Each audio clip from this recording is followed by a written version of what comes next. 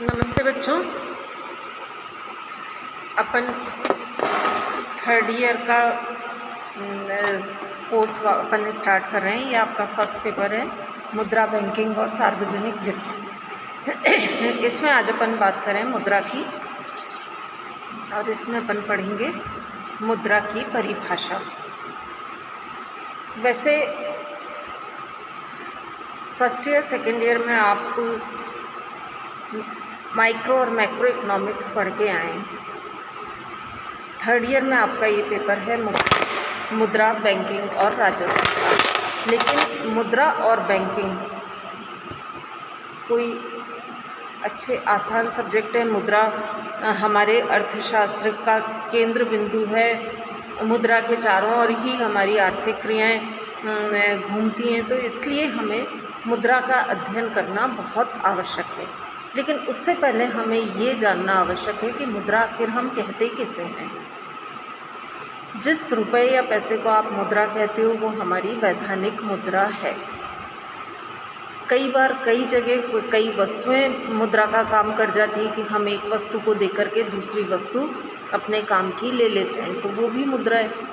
कई बार bank note या check हम किसी को देते हैं, वो कैश करा लेता है और अपनी पसंद की चीज़ जो उसे खरीदनी होती है वो खरीद लेता है, तो चेक भी मुद्रा है। आजकल नेट बैंकिंग है। नेट बैंकिंग में हम एक जगह से दूसरी जगह ट्रांसफ़र कर देते हैं। इलेक्ट्रॉनिक बैंकिंग, जिसमें हम डेबिट कार्ड, क्रेडिट कार्ड इनको यूज़ कर सकते हैं, या हम हमारे RTGS कर लेते हैं, नेट बैंकिंग कर लेते हैं। तो ये भी हमारे मुद्रा के एक माध्यम हो गए हैं, जो कि मुद्रा को इधर से उधर कर देते हैं। इसमें वर्चुअल मनी काम में आती है। कैश पैसा जो हमें दिखाई देता है वो काम में नहीं आता है। हम ऑनलाइन पेमेंट कर देते हैं, उसके बदले में हमें वस्तु मिल जाती है, तो ये है। तो आखिर हम ये मुद्रा कहते किसे हैं, ये सबसे पहले हम आज देखें।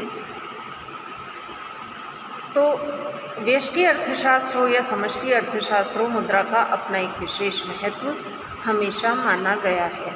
व्यष्टि अर्थशास्त्र के अंतर्गत अगर हम देखें तो कीमत प्रणाली का कार्य मुद्रा के माध्यम से ही होता है। फर्में उत्पादन के साधनों को मजदूरी, ब्याज, लगान, लाभ इनके रूप में प्रतिफल देती है, और जनता फर्मों से वस्तुएं और सेवाएं खरीदकर वापस मुद्रा उनके पास पहुंचा देते हैं। इसे हम आर्थिक चक्र कहते हैं। ये तो इस तरह से हम देखें तो ये मुद्रा उत्पादकों से उपभोक्ताओं के पास और उपभोक्ताओं से उत्पादकों के पास पहुंचती है, यानी हमारी अर्थव्यवस्था की रक्तवाहिनी धारा हम मुद्रा को कह सकते हैं। तो जिस तरह मनुष्य के शरीर में रक्त घूमता है, उसी तरह अर्थव्यवस्था में मुद्रा घूमती है। समष्टि अर्थशास्त्र का मुख्यतः 3 शब्दों से संबंध माना जाता है: आर्थिक विकास, मुद्रास्फीति और बेरोजगारी। और इन तीनों समस्याओं का हल निकालने में मुद्रा और मौद्रिक नीति की अपनी अहम भूमिका होती है। मुद्रा की उचित मात्रा में पूर्ति करके ही इन समस्याओं का समाधान निकालना संभव हो सकता है। तो सबसे पहले हम देखें कि मुद्रा कहते किसे हैं, उसके बाद हम इसके कार्य देखेंगे, इसका वर्गीकरण देखेंगे, और इलेक्ट्रॉनिक मुद्रा क्या है वो हम इसमें देखेंगे। तो मुद्रा, इसको हम इंग्लिश में कहते हैं मनी, और ये मनी शब्द रोम की देवी थी जूनो मोनेटो, उनके नाम पर आधारित है। रोम में प्रथम नियमित टकसाल देवी जूनो मोनेटा के मंदिर में स्थापित की गई थी। रोम के एक सिक्के के एक तरफ मोनेटा देवी का नाम और उनका मस्तक अंकित था। यह नाम आगे चलकर टकसाल में उत्पाद अर्थात मुद्रा यानी मनी में बदल गया। तो मोनेटा से ये शब्द मनी बना है, उसकी उत्पत्ति वहाँ से हुई है। मुद्रा की परिभाषा की बात अगर हम करें तो अलग अलग अर्थशास्त्रियों ने मुद्रा की अलग अलग परिभाषाएं दी हैं। उनमें से मुद्रा की कोई भी सरल या सर्वमान्य परिभाषा स्वीकार की जा सकती है। कुछ अर्थशास्त्रियों ने मुद्रा को संकीर्ण अर्थ में परिभाषित किया है, कुछ ने इसको विस्तृत अर्थ में परिभाषित किया है और कुछ ने कानूनी आधार पर मुद्रा की परिभाषा दी है और कुछ ने मुद्रा के कार्यों के आधार पर परिभाषा दी है। अब प्रोफेसर FM वॉकर की बात अगर हम करें तो वो कहते हैं मुद्रा वह है जो मुद्रा का काम करे, जो वस्तु मुद्रा का काम करती है वही वस्तु मुद्रा होती है। JR हिक्स ने भी यही कहा कि मुद्रा की परिभाषा इसके कार्यों के माध्यम से की जाती है। जो भी वस्तु मुद्रा के रूप में प्रयुक्त होती है वह मुद्रा है। मुद्रा वह है जो मुद्रा का कार्य करे। इस परिभाषा में मुद्रा के कार्यों को मुद्रा की परिभाषा का आधार बनाया गया है। तो जिस प्रकार इससे कई तरह की कठिनाइयाँ हमारी उत्पन्न हो सकती हैं, इसमें पहले तो ज़रूरी ये हो जाता है कि हम मुद्रा के कार्य निर्धारित करें और दूसरा, यदि ये कार्य अन्य वस्तुओं के द्वारा भी किए जा सकते हैं तो मुद्रा को ऐसी अन्य वस्तुओं से पृथक करने का आधार तय करें। तो ये परिभाषा सरल होते हुए भी सुनिश्चित और सही नहीं मानी जाती है। हार्टली विदर्स की बात हम करें तो उनका ये कहना था कि मुद्रा वह पदार्थ है जिसकी सहायता से हम वस्तुओं का क्रय विक्रय करते हैं। DH रॉबर्टसन, उनका कहना था कि मुद्रा वह वस्तु है जो वस्तुओं के भुगतान अथवा कई प्रकार के अन्य व्यावसायिक दायित्वों को चुकाने में व्यापक रूप से स्वीकार की जाती है। Marshall, Pigou, Ely, GDH Cole, Kent और सेलिगमैन, इन्होंने मुद्रा की परिभाषा में इसकी सामान्य सर्वग्राह्यता पर विशेष बल दिया। ये परिभाषाएं मुद्रा के कार्यों पर आधारित हैं जिनका स्वयं परिभाषाओं में विस्तृत और स्पष्ट उल्लेख नहीं आया है। प्रोफेसर क्राउथर ने इस दृष्टि से मुद्रा की जो परिभाषा दी है वो अत्यधिक व्यापक है और अधिक संतोषजनक मानी जा सकती है। उनका कहना है कि अधिकांश उद्देश्यों की दृष्टि से मुद्रा वह वस्तु है जो विनिमय के माध्यम के रूप में सामान्यतः स्वीकृत होती है, अर्थात कर्ज चुकाने के माध्यम के रूप में, और साथ में ये मूल्य मापक और मूल्य के संग्रह का भी कार्य करती है। तो इस परिभाषा में मुद्रा के दो प्रमुख कार्य, विनिमय का माध्यम और सामान्य स्वीकृति, दोनों पर पर्याप्त रूप से बल दिया गया है। इसलिए ये ज़्यादा व्यापक और स्वीकार्य परिभाषा मानी जाती है। आधुनिक अर्थशास्त्री रिचर्ड जी लिप्से और K. क्रिस्टल, इन्होंने अन्य परिसंपत्तियों से मुद्रा को पृथक करने वाला सबसे महत्वपूर्ण कार्य विनिमय का माध्यम माना है। उनके अनुसार मुद्रा को किसी भी सामान्यतः स्वीकृत विनिमय के माध्यम के रूप में परिभाषित किया जाता है। विनिमय का माध्यम कोई भी ऐसी वस्तु होती है जो वस्तुओं और सेवाओं के विनिमय में व्यापक रूप से स्वीकार की जाती है। यद्यपि विनिमय का माध्यम प्राय मुद्रा का पारिभाषिक कार्य माना जाता है, लेकिन मुद्रा अन्य कार्य भी कर सकती है।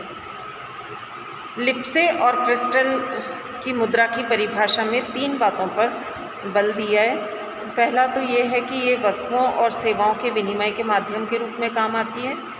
दूसरा, ये विनिमय की लगभग सभी व्यक्तियों के द्वारा सामान्यतः विस्तृत रूप में स्वीकार की जाती है। और तीसरा, ये विनिमय के माध्यम के अलावा अन्य कार्य भी कर सकती है, जैसे मूल्य संग्रह और लेखे की इकाई। कुछ अर्थशास्त्री इसमें ऋणों के रूप में मुद्रा की सामान्य स्वीकृति को भी जोड़ देते हैं, चाहे वस्तुएं और सेवाओं का भुगतान करना हो या कर्ज का भुगतान करना हो। मुद्रा की व्यापक सर्वग्राह्यता और या सामान्य स्वीकृति पर जोर देना उचित माना जाता है। नेप और हार्ट्रे ने मुद्रा के वैधानिक स्वरूप पर बल दिया। नेप के अनुसार कोई भी वस्तु राज्य के द्वारा मुद्रा घोषित होने पर मुद्रा होती है, अतः उसने मुद्रा के लिए कानूनी स्वीकृति को आवश्यक माना। लेकिन मुद्रा के विकास का अध्ययन करने से पता चलता है कि मुद्रा के लिए कानूनी स्वीकृति से ज़्यादा जनता के विश्वास की आवश्यकता होती है। प्रथम विश्व युद्ध के बाद 1923 में जर्मनी में भीषण मुद्रास्फीति के कारण वहाँ की मुद्रा में जनता का विश्वास उठ गया था, जिससे कानूनी मान्यता होते हुए भी जर्मन मार्क की आम जनता के द्वारा स्वीकृति समाप्त हो गई थी। इसलिए मुद्रा के अस्तित्व के लिए भुगतान की सामान्य स्वीकृति पर बल देना ज़्यादा उचित माना जाता है। बैंकों की मांग जमाएं कानूनी दृष्टि से वैध नहीं होती, लेकिन उनका विनिमय में चेकों के द्वारा अत्यधिक उपयोग किया जाता है और उनका उपयोग आर्थिक विकास के साथ साथ बढ़ता जाता है। अतः मुद्रा के रूप में प्रवृत्त होने के लिए कानूनी मान्यता के साथ एक आवश्यक शर्त नहीं होती। हालांकि कानूनी मान्यता से मुद्रा पदार्थ की शक्ति अवश्य बढ़ती है, लेकिन सबसे ज़्यादा महत्वपूर्ण बात मुद्रा की सामान्य स्वीकृति ही मानी जाती है। मिल्टन फ्रीडमैन ने मुद्रा की परिभाषा दी और उनका ये कहना था कि चूँकि हम बाद में एक स्वतंत्र अध्याय उन्होंने इसकी एक परिभाषा दी और वो परिभाषा उनकी थी कि लोग अपनी जेबों में जो डॉलर रखे हुए हैं और बैंकों में मांग जमाओ और अवधि जमाओ के रूप में जो जमाए रखी है, वे सब मुद्रा में शामिल हैं। और इसको इन्होंने फिर बाद में मुद्रा में शामिल अपने मुद्रा परिमाण सिद्धांत में किया भी। लेकिन उन्होंने मुद्रा की एक व्यापक परिभाषा को भी स्वीकार किया, जिसमें बैंक जमाओं के अलावा गैर बैंक जमाएं वे सभी किस्म की परिसंपत्तियां शामिल होती हैं जिनके माध्यम से मौद्रिक प्राधिकारी भावी आमदनी के स्तर, कीमतों, रोजगार या अन्य महत्वपूर्ण समष्टि चल राशियों को प्रभावित करते हैं। तो इस प्रकार मिल्टन फ्रीडमैन की मुद्रा की परिभाषा के संबंध में एक लचीला दृष्टिकोण अपनाया गया। अब कल अपन देखेंगे मुद्रा की आवश्यकता क्यों पड़ी और मुद्रा के कार्य क्या हैं।